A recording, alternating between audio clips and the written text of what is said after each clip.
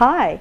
I'd like to go over a misconception in Tai Chi that we need to clear up, and this will also apply to anything like Qigong or different forms of Wushu and meditation.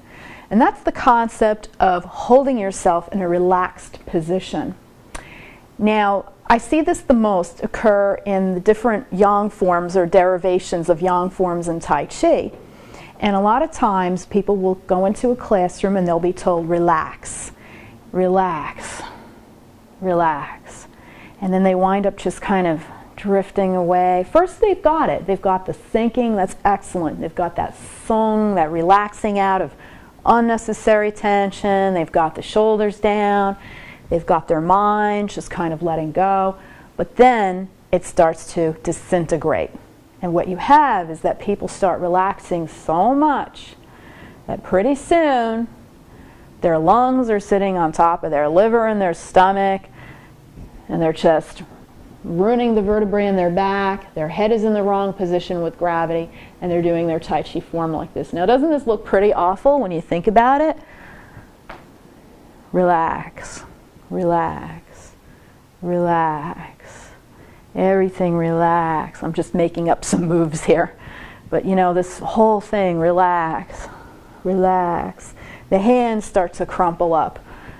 Everything is droopy, everything is dropping, everything is crumpled and smushed up. Now imagine if you spent hours in your life putting that energy on yourself. How would your body function? Is that really what relax is? I mean, yes, sometimes it's okay. We come home from work and we put our feet up on the coffee table and then we slug down some beer and we just kind of meld into the couch. Every now and then, that's not going to hurt anyone, all right?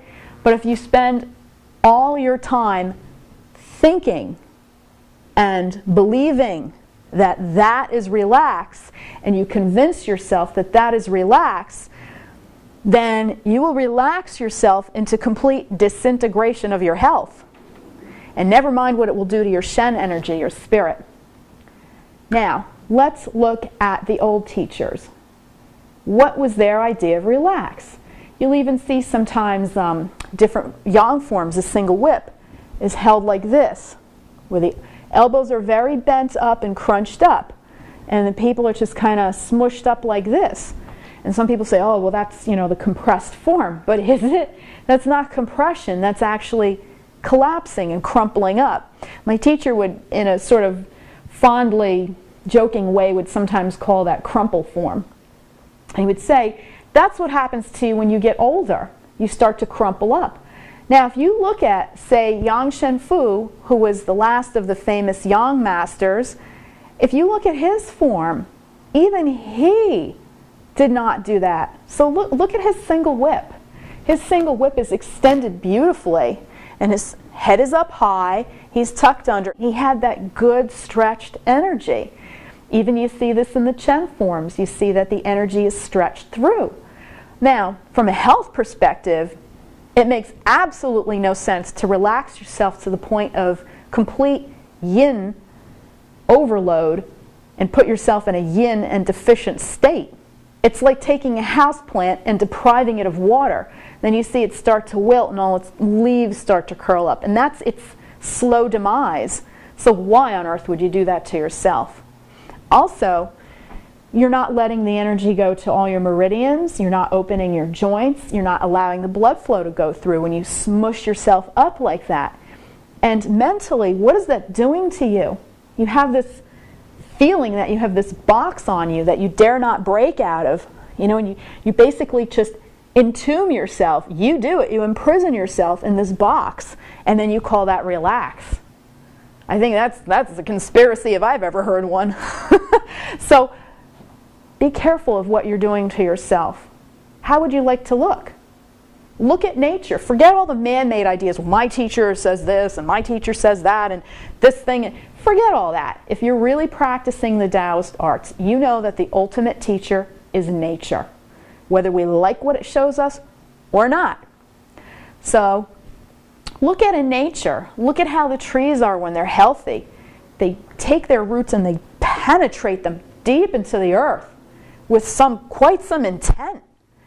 and they reach up into the sky, always growing up into the heavens to receive the light. And they just tower as much as they can up and open above all the other plants and trees, because they're trying to get that nourishment. They're trying to grow and get that health. And yet they're flexible, but never crumpled up. The same thing if you're walking in the woods and you happen to come across some animal and you see it kind of walking like this in the woods, maybe a bear, maybe some raccoon, and you see it kind of all glazed over eyes. You know what I'm talking about, the typical Tai Chi look that people think is relaxed. Now if you see an animal walking around like that in the woods, what's your immediate reaction? You know it's sick. You don't need any doctor or veterinarian to tell you. You just know intuitively something's not right with that animal. It's sick, or it's very, very hurt, or something's wrong with it. And again, you have to ask yourself, well then why would I put that energy on myself? And why would I buy into the belief that that's actually relaxed? Now here's the kicker. Because so many of us have bought into that belief, you know, and it's cool to slouch, and it's chill, and it's relax, and hey, you know, just chill, relax, and let's just go home, just relax on the couch, you know, chill. This has been so pushed into our belief systems that we don't even know anymore what's relaxed, and that our body doesn't even know anymore what's relaxed. So what's going to happen is when you straighten yourself out and you tuck, you let your shoulders drop, and you work with gravity, you can never beat gravity, you work with it, you know what? You may actually feel a little bit weird. It may not feel that relaxed to you at first, because you are so used to not associating that with relaxed. You're so used to associating other stuff with relaxed, and your muscle memory and all of that will fight you. How do you get around it? Well, it takes a little programming. It's going to take a little time and patience. Could you be open to that? Would you do that? Would you do that now? Would you be open to it? Okay, so you have to ask yourself, do I really want to have health?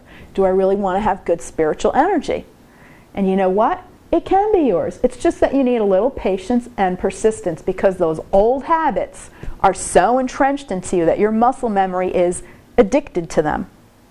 So start by positioning yourself straight as best as you can. Remember, you want your ears aligned with your shoulders. You want your pelvis ever so slightly rolled under. And if you're doing something like this, you've got to straighten yourself out. You've got to know, you've got to look at yourself. If you have to film yourself with a camera, with a little pocket cam, and try to look at yourself in a mirror. And if you have the edge of the mirror, try to line yourself up with the edge of the mirror. Same thing here. You can't have this tilting out. Okay? And then relax. When you're driving your car, don't be in a position where the seat is way back and you've got to reach over like this to drive. You may be used to it. Your car may have a terrible seat, but you're going to have to find a solution. Put some kind of support in there, or put, you know, a towel or something in there. Roll it up and get into position. And when you do your Tai Chi, for heaven's sakes, do never associate the idea of crumpling up and collapsing with relax. It's not. And there's no way it can benefit you. Again, you don't have to believe me, that's fine. But look around you. Look at nature. The answer is there. Take care of yourselves and relax.